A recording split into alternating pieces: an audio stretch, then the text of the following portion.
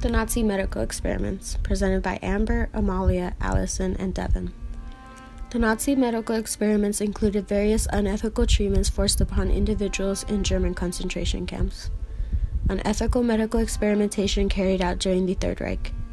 The Third Reich is when Nazi rise to power brought an end to the Weimar Republic, a parliamentary democracy established in Germany after World War I.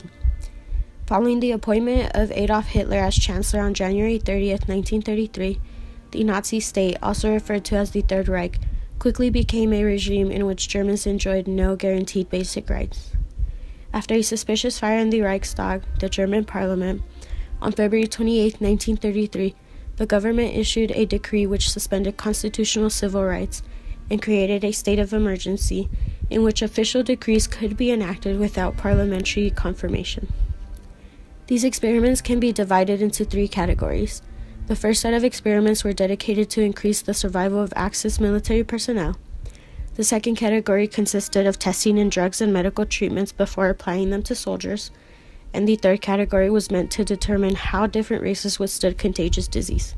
Roy Baumeister details the ideology behind the Nazis' actions and how the perpetrators were able to believe they were doing good instead of evil. Baumeister says, "Evil exists primarily in the eye of the beholder, especially in the eye of the victim. If the perpetrators believed they were committing evil acts, they would likely not follow through with their actions." The quote reads, "The men and women who carried out some of history's most evil acts did not generally regard their own actions as evil. Some felt they were simply getting revenge for past injustices they had suffered. Others felt they were simply helping to make the world a better place. We should not condone or forgive the catastrophically cruel wrongness of some of the Nazis' ideas, but we must understand those ideas if we are to understand the extraordinary evil that was enacted. To the innocent individuals that were affected by the Nazi experiments, as well as any moral individual, it is difficult to fathom how the Nazis felt their actions were justified. Attempting to understand their view will help to understand why the evil acts were committed."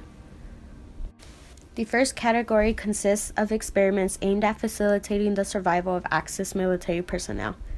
In Dachau, physicians from the German Air Force and from the German Experimental Institution for Aviation conducted high-altitude experiments, using a low-pressure chamber to determine the maximum altitude from which crews of damaged aircrafts could parachute to safety. Scientists there carried out so-called freezing experiments using prisoners to find an effective treatment for hypothermia. The purpose of the high-altitude experiments was to test the limits of human endurance and existence at high altitudes with and without oxygen. The experiment was designed to duplicate the conditions that a German pilot might encounter in combat. When being shot down, a pilot might fall great distances through space without a parachute and without a source of oxygen. The experimenter would lock the victim in an airtight, low-pressure chamber provided by the German Air Force, and would change the pressure to be up to 68,000 feet in order to mimic the pilot's freefall. Many of the subjects were killed during the experiments due to the pressure change. The man pictured here has blacked out due to the lack of oxygen. The goal of the freezing experiments was to find a treatment to bring soldiers back from a frozen state. During these tests, the victims were either naked or in aviator suits. Some of the subjects were forced to sit in tubs of ice water, as pictured, while others were left outside in below freezing temperatures for up to 5 hours at a time. As the victims screamed in pain, foamed at the mouth, and lost consciousness, the doctors measured changes in the patient's heart rate, internal body temperature, muscle reflexes, and other factors. When a prisoner's internal body temperature fell to 79.9 degrees, the doctors attempted to rewarm them using hot sleeping or scalding baths. It is estimated that 80 to 100% of the patients died during these experiments. In The Lucifer Effect, Philip Zimbardo goes over research to determine how and why so many men were willing to murder innocent individuals. He references Reserve Battalion 101, a unit of 500 men from Hamburg, Germany. These men were average guys, married and with respectable jobs, but too old to enter the draft. The Reserve Battalion was brought in to be the executioners of 38,000 Jews and to deport an additional 45,000.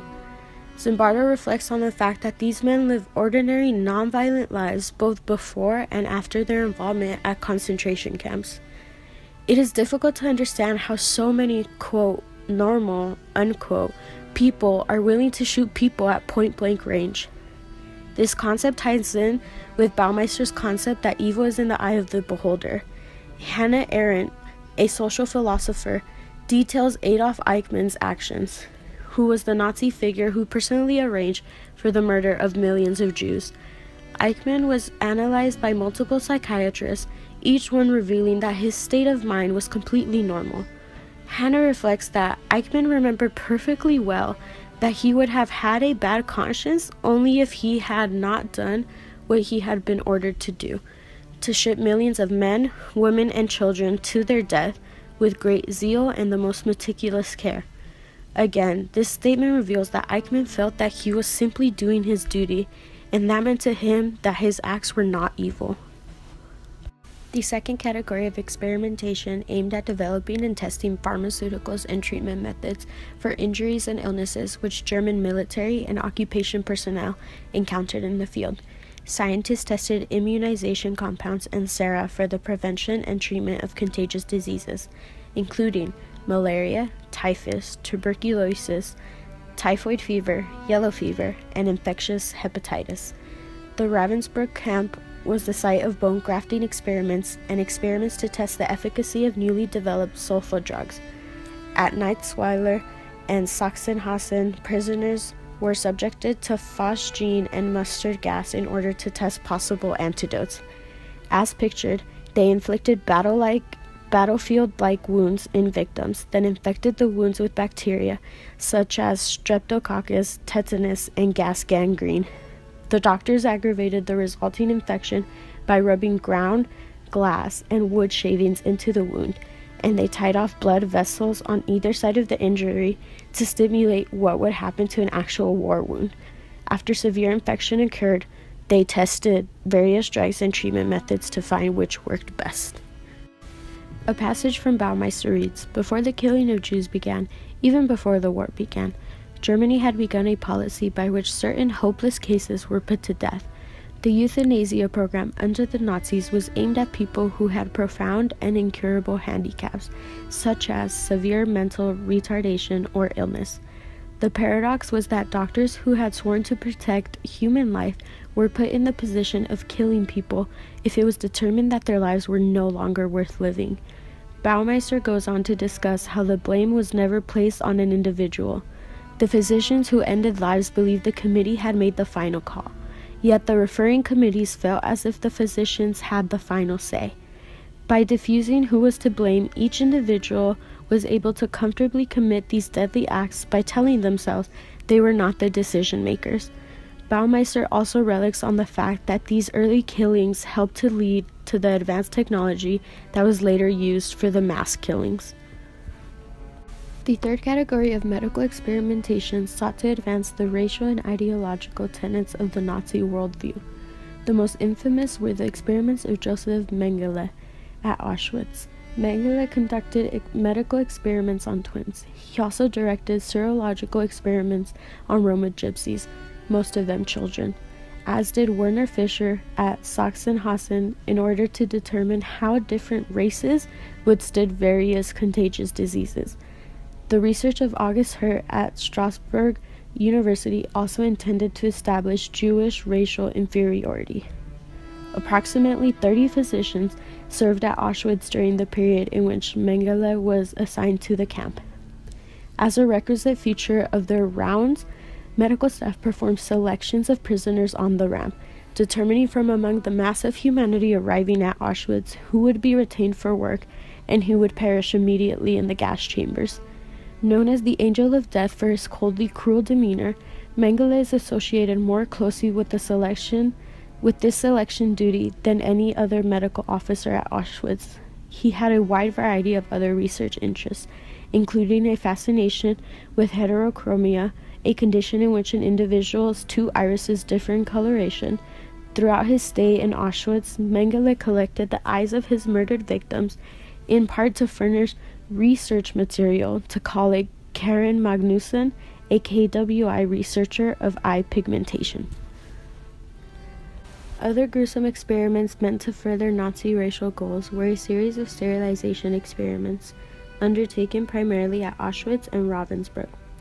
There, scientists tested a number of methods in their effort to develop an inefficient and inexpensive procedure for the mass sterilization of Jews, Roma, and other groups Nazi leaders considered to be racially or genetically undesirable.